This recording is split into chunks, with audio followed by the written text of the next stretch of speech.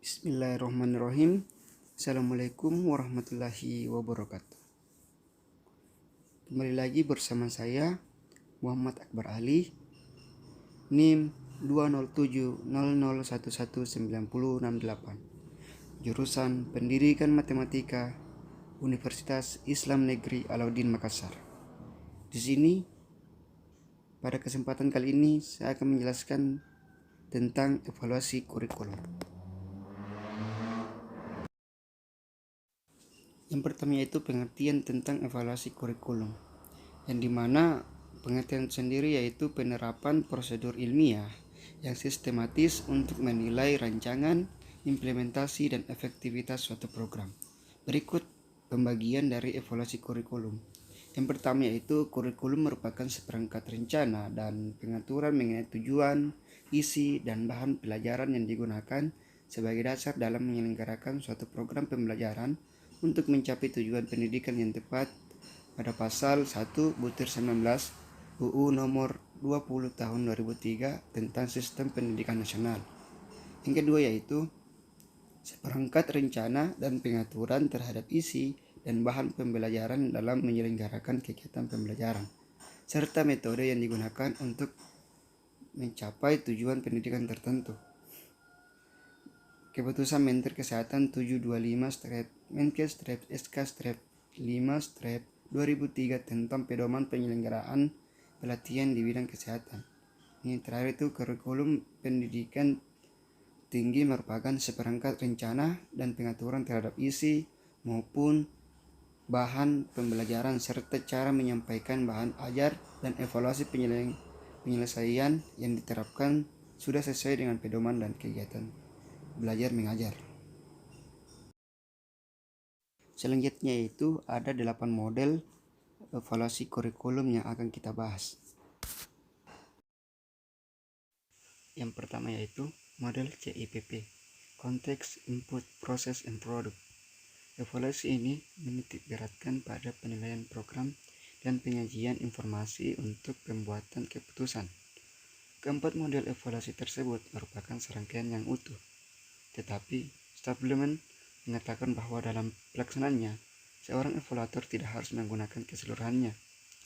Ditinjau dari pelaksanaan suatu program evaluasi CIPP ini memberikan suatu format evaluasi yang komprehensif pada setiap tahapan evaluasi, konteks, input, proses, dan produk.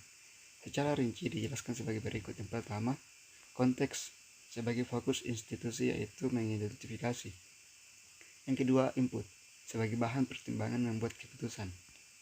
Yang ketiga yaitu proses sebagai data untuk mengimplementasikan keputusan. Dan yang terakhir yaitu produk sebagai bahan pertimbangan mendorong keputusan selanjutnya. Yang kedua yaitu model EPIC atau Evaluation Program Inovatif Kurikulum. Model ini dikembangkan oleh Robert L. Hammond. Beliau merupakan Direktur Pusat Evaluasi Pendidikan model EPIC. Beliau sangat berpengaruh pada bidangnya dan seringkali mengadvokasi serta menjadi konselor bagi guru dan pekerja lainnya yang terlibat dalam pendidikan. Ada 5 langkah dalam model evaluasi ini.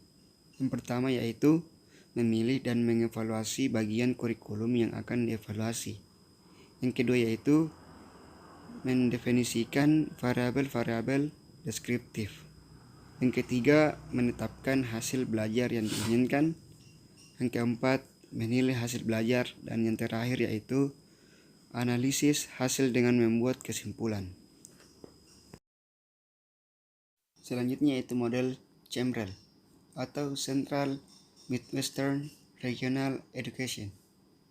Model ini dikembangkan oleh 2 orang, yaitu Howard Russell serta Louis Smith, dengan adanya penekanan kepada 3 aspek, yaitu yang pertama, fokus pada evaluasi. 2. Mencari data dari sumber tertentu. Dan yang ketiga yaitu peranan dari evaluasi. Selanjutnya yaitu model Atkinson. Model ini mengemukakan dalam 3 domain aspek tujuan. Yang pertama yaitu produk, ketercakupan perilaku. Yang kedua yaitu struktur, ketercakupan perencanaan. Dan ketiga proses yaitu ketercakupan proses. Selanjutnya itu model STEC. Model jenis evaluasi ini yang dikembangkan oleh STEC dinilai cukup memadai dalam menilai pembelajaran secara kompleks. Dalam garis besar, evaluasi ini menekankan pada pelaksanaan pertimbangan. Adapun langkah-langkah pelaksanaan model STEC ini terbagi menjadi 4 step. Yang pertama, sehubungan dengan kategori intent. Yang kedua, sehubungan dengan kategori observasi. Yang ketiga, tugas evaluator mengenai program yang dikaji. Dan yang terakhir itu yang keempat, memberi pertimbangan terhadap hasil. Selanjutnya itu model measurement. Model ini dikenal sebagai model tertua dalam sejarah pendidikan. Evaluasi ini pada dasarnya merupakan pengukuran perilaku siswa untuk melihat perbedaan individual dan kelompok. Objek evaluasi ini dititik beratkan pada hasil belajar terutama dalam aspek kognitif dan aspek yang dapat diukur dengan alat evaluasi yang objektif. Konsep evaluasi ini memberikan penekanan terhadap pentingnya objektivitas dalam prosedur evaluasi. Dalam kegiatan evaluasi ini cenderung ditempuh pendekatan atau cara-cara berikut. Yang pertama yaitu menempatkan atau kedudukan.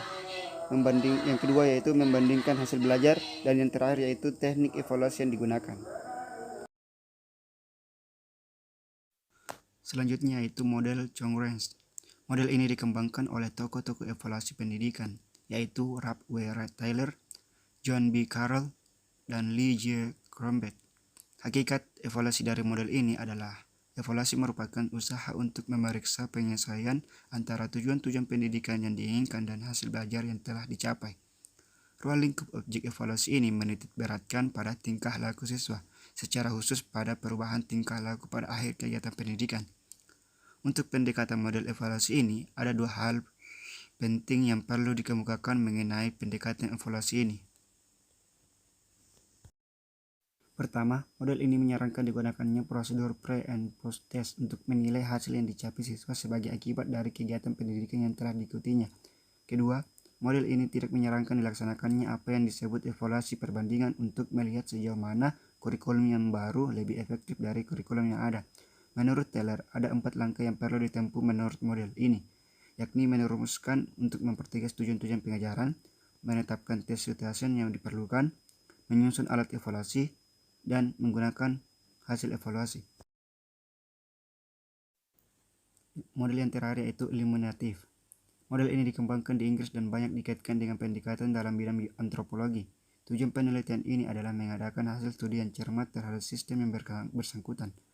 Hasil evaluasi ini ditekankan pada deskriptif dan interpretasi. Ada 3 tahapan evaluasi pada model ini. Yang pertama yaitu observe, yaitu observasi ke sekolah atau lembaga. Yang kedua yaitu inquiry further, yaitu penyelesaian dari tahapan observasi. Dan yang terakhir yaitu seek to explain, atau evaluator mulai meneliti.